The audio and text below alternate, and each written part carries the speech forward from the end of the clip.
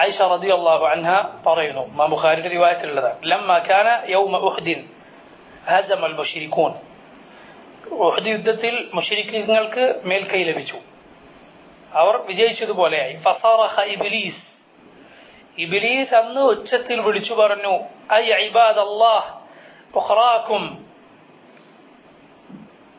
ഇതാ പിന്നിലോട്ട് പോവുക, അള്ളാഹുവിന്റെ അടിമകളെ പിന്നിലേക്ക് പോവുക. ഫറജഅത് ഊലാഹും ഫജ്തലദത് ഹിയ വഉഖറാഹും, അപ്പോൾ മുന്നിലുള്ളവർ പിന്നിലേക്ക് പോയി, പിന്നിലുള്ളവരും മുന്നിലുള്ളവരും പരസ്പരം കൂട്ടിമുട്ടി.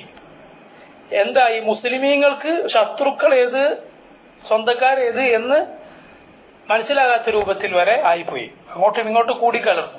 ഫബസറ ഹുദൈഫ, ആ സമയത്ത് ഹുദൈഫ റളിയല്ലാഹു അൻഹു കാണുകയാണ്, ഫഇദാ ഹുവ ബിഅബീഹിൽ യമാൻ, ഹുദൈഫയുടെ ഉപ്പയാരാണ് അൽ യമാൻ റളിയല്ലാഹു അൻഹു, ഹുദൈഫ ഇബ്നുൽ യമാൻ.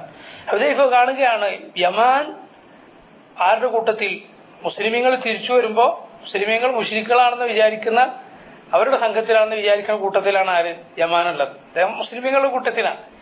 ഫഖാല ഐ ഇബാദല്ലാഹ് അബി അബി, ഹുദൈഫക്ക് തോന്നി മുസ്ലിമീങ്ങൾക്ക് ആള് മാറി, ഇപ്പൊ ആരെ കൊല്ലും? യമാനെ കൊലപ്പെടുത്തും. അദ്ദേഹം ഉച്ചത്തിൽ വിളിച്ചു പറഞ്ഞു, എന്റെ ഉപ്പ ഉപ്പ എന്ന് വിളിച്ചു പറഞ്ഞു. ഖാലത് ഫവല്ലാഹി മഹ്തജസു ഹത്താ ഖതലു, മുസ്ലിമീങ്ങൾക്ക് യമാനെ കൈ കിട്ടിയപ്പോൾ തന്നെ കൊലപ്പെടുത്തി. കാരണം എന്താണെന്ന് വിചാരിച്ചു? ശത്രുക്കളുടെ കൂട്ടത്തിലാണെന്ന് വിചാരിച്ചു. ഖതലു ബിൽ ഖത, അബദ്ധത്തിൽ കൊലപ്പെടുത്തി, കരുതിക്കൂട്ടിയല്ല, അബദ്ധത്തിൽ. ആ യുദ്ധത്തിന്റെ ബഹളത്തിനിടയിൽ യമാൻ മുസ്ലിമീങ്ങളുടെ കയ്യാലെ കൊല്ലപ്പെട്ടു. ഫഖാല ഹുദൈഫ, ഹുദൈഫ പറഞ്ഞു, യഗ്ഫിറുല്ലാഹു ലക്കും, അല്ലാഹു നിങ്ങൾക്ക് പുറത്തരട്ടെ. സുബ്ഹാനല്ലാഹ്. قال عروة في حديث روايتنا عروة بن الزبير رحمه الله، അദ്ദേഹം പറയുന്നു, فوالله ما زالت في حذيفة بقية خير حتى لحق بالله, ഹുദൈഫയിൽ മരണം വരെ ആ ഖൈറിന്റെ വാക്യം ഉണ്ടായിരുന്നു എന്ന് പറഞ്ഞാൽ ഇത്രയും മഹത്തരമായ വാക്കാണ് ഹുദൈഫ പറഞ്ഞിട്ടുള്ളത്. ചില റിവായത്തുകൾ കാണാം, ഖതആയി കൊലപ്പെടുത്തിയാൽ ബന്ധുക്കൾക്ക് നഷ്ടപരിഹാരം കൊടുക്കണം. ഹുദൈഫ അത് അള്ളാഹുവിന്റെ മാർഗത്തിൽ സദഖ ചെയ്തു, എനിക്ക് വേണ്ട എന്ന് പറയുകയുണ്ടായി.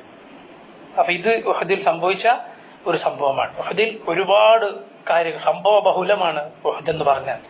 ഒരുപാട് സംഭവങ്ങൾ ഉഹദിൽ കാണാം.